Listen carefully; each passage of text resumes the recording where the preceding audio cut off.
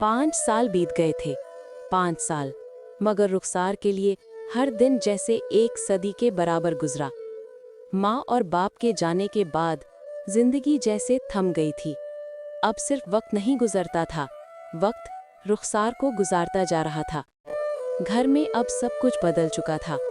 बड़ा भाई शाजेब अपनी बीवी के साथ अलग घर में जा चुका था, जहां उसके लिए सुकून था, मगर रुखसार के हिस्से में सिर्फ तन्हाई आई।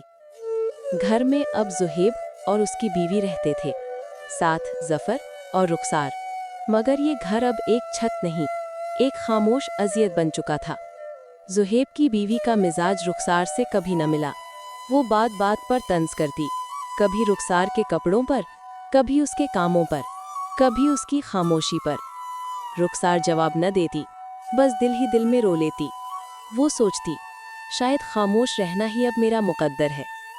ज़ुहेब वैसा ही था जैसे हमेशा से था, सख्त, शक्की और नासमझ। वो कभी बहन की आंखों में थकन न देख पाता, न ये सोचता कि उसकी बहन ने जिंदगी के किस मोड़ पर कितना कुछ खो दिया है। वो तिनक कर कहता, रुखसार, तुम्हें अब भी काम सलीके से नहीं आता? कितने साल हो गए मगर अकल नहीं आई? रुखसार खामोशी से चूल्हा बंद कर देती और आहिस्ता से बोलती, माफ़ कर दो भाई, दोबारा ऐसा नहीं होगा। यही उसकी जिंदगी थी, खामोश बर्दाश्त, सब्र और आंसू। इन्हीं दिनों मारिया बाजी बड़ी बहन एक दिन आई। उनके चेहरे पर फिक्रमंदी साफ झलक रही थी। उन्होंने ज़फ़र से कहा, मैं सोच रही हूँ रुखसार को कुछ दिन अपने पास ले जाऊं। यहाँ उसके लिए बहुत मुश्किल है। ज़फ़र ने लंबी सांस ली। बाजी, ले जाएं, शायद वहाँ उसे कुछ सुकून मिल जाए। रुखसार ने सुना मगर कुछ न कहा। दिल चाह के इनकार करे, कहे यही तो मेरा घर है, मगर फिर याद आया, घर तो माँ के साथ ही दफन हो चुका था। यूं एक सुबह छोटे से बैग में चंद जोड़े कपड़ों के साथ रुखसार अपनी बहन मारिया के घर आ गई। मारिया का घर 8 मरले का था, पुराना सा, कुछ टूटा फूटा, कुछ भरा हुआ। सामने छोटा सा सहन था जहां 2 भैंसें बंधी रहती। एक तरफ मुर्गियां चहचहा रही होती और दीवार के पास एक पिंजरे में बतखें चलती फिरती रहती। घर के अंदर कदम रखते ही रुखसार को अजीब सा बोझ महसूस हुआ। यहाँ हवा में भी शोर था, बच्चों की आवाज़ें, जानवरों का शोर और मिट्टी की बू।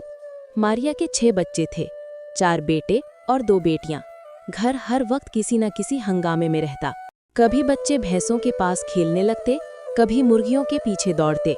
रुखसार सुबह से शाम तक कामों में उलझी रहती, कभी बर्तन धोती, कभी दूध संभालती, कभी कपड़े सुखाती और कभी मारिया के छोटे बच्चों को संभालती। उसके हाथ अक्सर जल जाते, कमर में दर्द रहता, मगर वो कभी शिकायत न करती। जब रात को सब सो जाते, वो सहन में चांदनी के नीचे बैठकर अपनी माँ को याद करती। चुपके से आंखें बंद करके कहती, अम्मी, मैंने तो पढ़ लिख कर आपको सहारा देना था, मगर अब खुद जिंदगी का सहारा ढूंढ रही हूँ। पढ़ाई अब ख्वाब बन चुकी थी। किताबों की जगह अब दूध के बर्तन, कपड़ों के ढेर और राख से भरे चूल्हे ने ले ली थी। मारिया अपनी बहन से मोहब्बत तो करती थी, मगर जिंदगी के बोझ तले दबी हुई थी। कभी कभी कह देती, रुखसार, तुम्हें शुक्र करना चाहिए कि तुम मेरे पास हो, वरना वो ज़ुहेब की बीवी तुम्हें जीने ना देती। रुखसार मुस्कुरा देती, हाँ बाजी, शुक्र तो है, मगर दिल अभी भी वहीं रह गया है जहाँ अम्मी थीं। रात के वक्त जब सब सो जाते, रुखसार आसमान की तरफ देखती और एक सवाल दिल में उठता, क्या मेरी जिंदगी में कभी सुकून का दिन भी आएगा? हवा की झोंके में माँ की याद आती और वो चुपके से अपने आंसू पोंछकर सोने की कोशिश करती, मगर नींद कब आती थी? वो तो बरसों पहले छिन चुकी थी। रुखसार की जिंदगी अब एक रूटीन बन चुकी थी।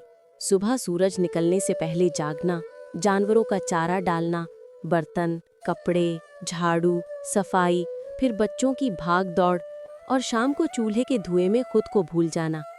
उसके हाथ सख्त हो गए थे, चेहरा संजीदा और दिल अंदर से टूटा हुआ। वो जब कभी एक लम्हे को सांस लेने बैठती तो माँ और बाप की याद ऐसे दिल को जकड़ लेती जैसे कोई पुराना जख्म फिर से खुल गया हो। एक रात जब सब सो चुके थे, रुखसार सहन में चुपचाप बैठी थी। आसमान पर चांद पूरा था, मगर उसकी रोशनी रुखसार के चेहरे पर उदासी में डूबी नजर आ रही थी। वो आहिस्ता से बोली, अम्मी, अब्बू, आप दोनों के बगैर सब खाली लगता है। मेरी जिंदगी में अब सिर्फ काम है मगर सुकून नहीं। उसी लम्हे करीब ही मस्जिद से कुरान की तिलावत की आवाज़ गूंजी, मध्यम मगर दिल को छू लेने वाली। रुखसार के दिल में कुछ हलने लगा, जैसे किसी ने उसकी रूह के अंदर रोशनी जला दी हो। अगली सुबह जब ज़फ़र आया, रुखसार ने आहिस्ता से कहा, भाई, मैंने सोचा है मैं कुरान सीखूंगी, अम्मी अब्बू के लिए सदका जारिया बनूंगी। शायद यही वो रास्ता है जो मेरे दिल को सुकून देगा। ज़फ़र ने हैरान होकर बहन को देखा, फिर उसकी आंखों में आंसू आ गए। रुखसार, तुम हमेशा से मजबूत थी और आज तुमने सबसे खूबसूरत फैसला किया है। मैं तुम्हारे साथ हूँ हर कदम पर। यूं रुखसार ने अपनी ज़िंदगी का नया शुरू किया। उसने करीबी मदरसे में जाकर हिफ्ज़े कुरान का कोर्स शुरू किया। इब्तिदा में उसे बहुत मुश्किल लगा। काम के बाद वक्त निकालना, थकन के बावजूद सबक याद करना और हर दिन खुद से जंग लड़ना। मगर रुखसार हार मानने वालों में से ना थी। वो रोज़ सुबह फजर के बाद कुरान खोलती, होंठों पर तिलावत के लफ्ज़ और दिल में माँ बाप की याद।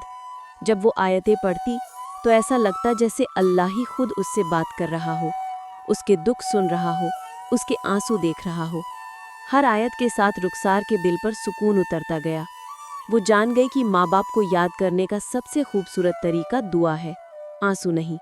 ज़फ़र जब भी मिलने आता, रुखसार के पास बैठता और कुरान के सबक सुनता। रुखसार, तुम्हें नहीं पता, तुम जब पढ़ती हो तो लगता है अम्मी अब्बू खुश होकर हम पर साया करते हों। रुखसार मुस्कुरा देती, हाँ भाई, शायद वो हमसे राज़ी हो गए हों। मदरसे की उस्तानी अक्सर कहती, रुखसार बेटी, तुम्हारे दिल में नूर है। जिसने दुख में कुरान पकड़ लिया, उसने ज़िंदगी पा ली।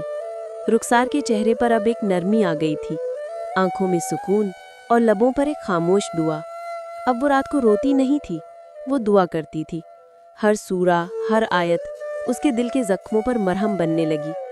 और उस दिन जब उसने पहला पारा मुकम्मल किया, उसने आसमान की तरफ देखा और कहा, अम्मी, अब्बू, आप जहाँ भी हैं, देख लीजिए आपकी रुखसार ने हार नहीं मानी। मैं अब सिर्फ आपकी बेटी नहीं, मैं कुरान की बेटी बन चुकी हूँ।